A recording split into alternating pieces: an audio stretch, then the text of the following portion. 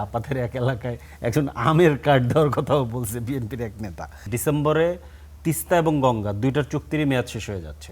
পানির কি হবে এটা আমরা এখনো জানি না। এই বিষয়ে সরকার কি করছে আমরা কি ঠিক পরিষ্কার না। আপনারা কি কঠিন সময়ের কোনো লক্ষণ দেখেন? এই কঠিন সময়টা কি শুধু বিএনপি নেতাকর্মী বা সরকারের জন্য, নাকি এনসিপির জন্য বা জামাতের জন্যও? জি ধন্যবাদ।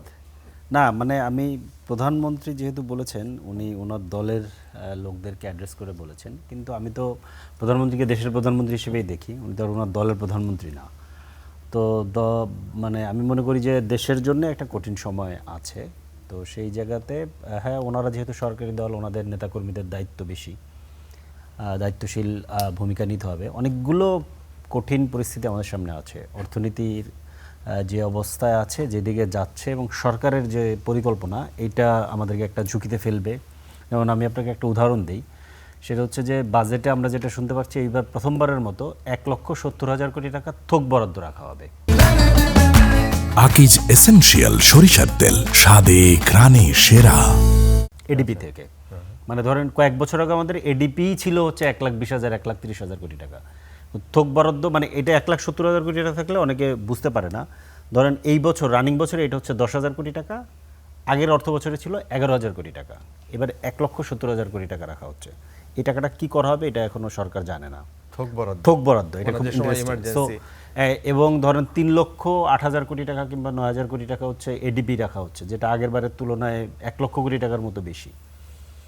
তো এবং পরিচালন ব্যয়ও বাড়তেছে, বাজেটের আকার বাড়তেছে। তো একটা বড় বাজেট আপনি সামনে আনতে যাচ্ছেন, এটার সোর্সিং কি আপনি জানেন না।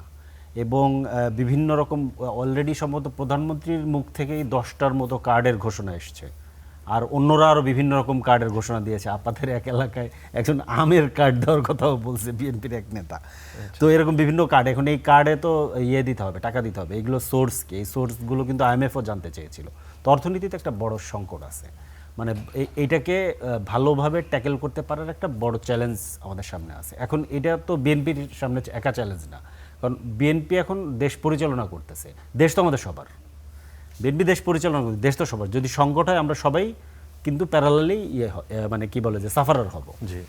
আরেকটা ব্যাপার হচ্ছে যে ধরেন পদ্মা ব্যারেজের প্রকল্প নেওয়া হয়েছে, এটা একদিন দুই দিন আলাপ হয়েছে, এরপরে আলাপটা নাই হয়ে গেছে। এবং এটা হঠাৎ করে একদিনের আলোচনা করে হঠাৎ করে একটা একনেকে পাশ করা হয়ে গেছে। এবং এটা কিন্তু আগের মানে আওয়ামী লীগের সরকারের প্রকল্প ছিল, এবং এই প্রকল্প একটা সময় আওয়ামী লীগই বাদ দিয়ে দিয়েছিল, এবং ইন্ডিয়ার খুব পছন্দের প্রকল্প। ইন দ্য মিন টাইম কী বলে যে ডিসেম্বরে তিস্তা এবং গঙ্গা দুইটার চুক্তিরই মেয়াদ শেষ হয়ে যাচ্ছে। তো পানির কি হবে এটা আমরা এখনো জানি না। এই বিষয়ে সরকার কি করছে আমরা কি ঠিক পরিষ্কার না। আর ব্যাপার হচ্ছে এই পদ্মা ব্যারেজ নিয়ে, যেটা এই ব্যারেজ নিয়ে যে আলাপগুলো হয়েছিল, এখানে আমরা যে প্রশ্নগুলো তুলেছি, অনেকে বলছে না এগুলো আছে, তা আছে কোথায় দেখান। সেগুলো কিন্তু আমরা দেখিনি। মানে এগুলো অনেকগুলো ঝুঁকি আমরা বলেছিলাম যে উজানে এক ধরনের ঝুঁকি আছে, ভাটিতে আর এক ধরনের ঝুঁকি আছে। উজানে ধরেন পলি পড়ে যাবে, পাড় ভাঙবে, যেটা গঙ্গা ব্যারেজের উজানে হয়েছে।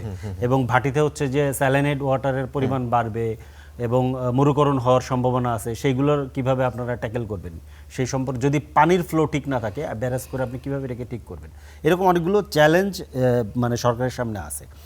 এবং আরেকটা বড় জিনিস যেটা, সেটা হচ্ছে যে সরকার কি বলে যে পুরোপুরি একটা পুরনো পথে বাংলাদেশকে পরিচালনা করতে যাচ্ছে, বাংলাদেশ রাষ্ট্রকে পুরোপুরি পুরনো পথে।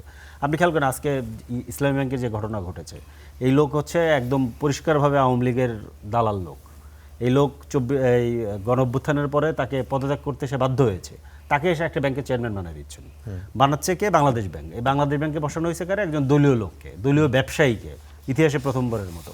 এখন এইটা দিয়ে ধরেন একদম ওই পুরনো পথে যে সমস্ত প্রতিষ্ঠান, যে প্রতিষ্ঠানগুলো স্বাধীন হওয়ার কথা, যে প্রতিষ্ঠানগুলো আপনার দলীয় বিবেচনার বাইরে থাকার কথা, সেইগুলোকে আপনি একেবারে দলীয়করণ করে এইভাবে চালাবেন। এই যে পুরনো পথ, এই পুরনো পথে সমস্যা হচ্ছে যে আপনি চালাইতে পারেন, এর অসুবিধা নেই।